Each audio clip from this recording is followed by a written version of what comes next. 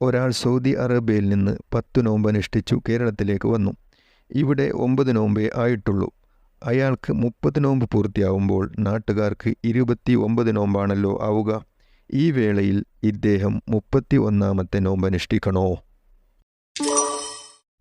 ഉത്തരം: അതെ. അദ്ദേഹം ഏത് നാട്ടിലേക്കാണോ വന്നത് ആ നാട്ടുകാരോട് യോജിക്കണം.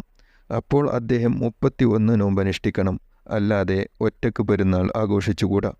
ഉദയാസ്തമാനം മാറ്റമുള്ള നാടായതിനാലാണ് ഈ നിയമം. അതേസമയം ഉദയാസ്തമാനം മാറ്റമില്ലാത്ത നാട്ടിലേക്ക് യാത്ര പോവുകയും അന്നാട്ടിലെ ഖാളി ഉറപ്പിക്കാത്തതിനാൽ ഒരു നോമ്പ് പിന്നിലാവുകയും ചെയ്താൽ 31ാമത്തെ നോമ്പ് പിടിക്കരുത്, പെരുന്നാൾ ആഘോഷിക്കണം.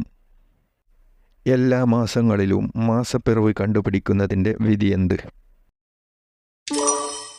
ഉത്തരം: റമളാനും അല്ലാത്തതുമായ എല്ലാ മാസത്തിലും മാസപ്പിറവി നോക്കൽ ഫർള് കിഫയാണ്, അതായത് സാമൂഹിക ബാധ്യതയാണ്.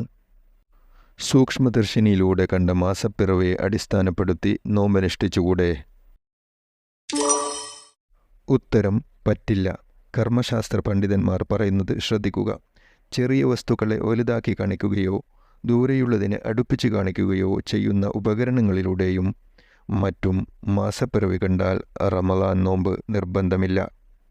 ഭാര്യ മാസം കണ്ടു എന്ന് പറഞ്ഞത് ബോധ്യപ്പെട്ടതനുസരിച്ച് ഭർത്താവ് നോമ്പെടുത്തു. 30 പൂർത്തിയായിട്ടും ശവ്വാൽ മാസപ്പിറവി കാണുന്നില്ലെങ്കിൽ എന്തു ചെയ്യും? ഉത്തരം: സ്ത്രീ സാക്ഷിക്ക് അർഹതയില്ലാത്തവളാകയാൽ അവളുടെ വാക്ക് സത്യമാണെന്ന് ബോധ്യപ്പെട്ടതനുസരിച്ച് നോമ്പെടുത്തവൻ 30 പൂർത്തിയായിട്ടും മാസം കാണുന്നില്ലെങ്കിൽ 31ാമത്തെ ദിവസവും കൂടി നോമ്പെടുക്കേണ്ടി വരും.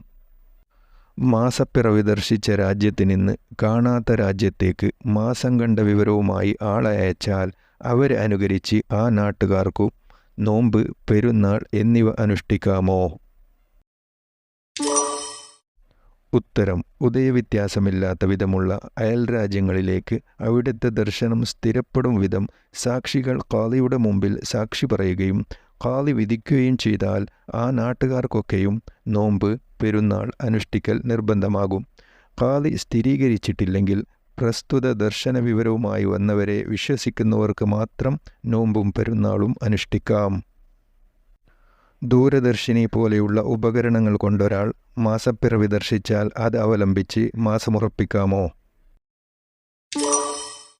ഉത്തരം: ഇല്ല.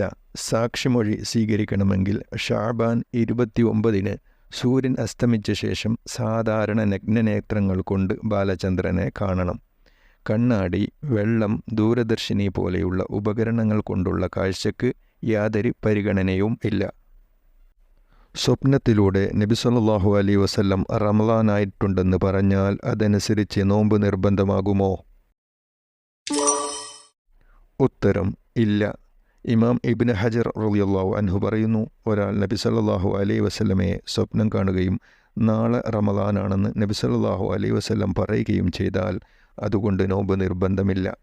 കണ്ടത് നബി സല്ലല്ലാഹു അലൈഹി വസല്ലമയെ തന്നെയാണെങ്കിലും സ്വപ്നദർശനമുണ്ടായവന് കൃത്യതയില്ലാത്തതാണ് കാരണം. സ്വപ്നം അവലംബമാക്കി നോമ്പ് അനുഷ്ഠിക്കൽ നിഷിദ്ധമാണ്.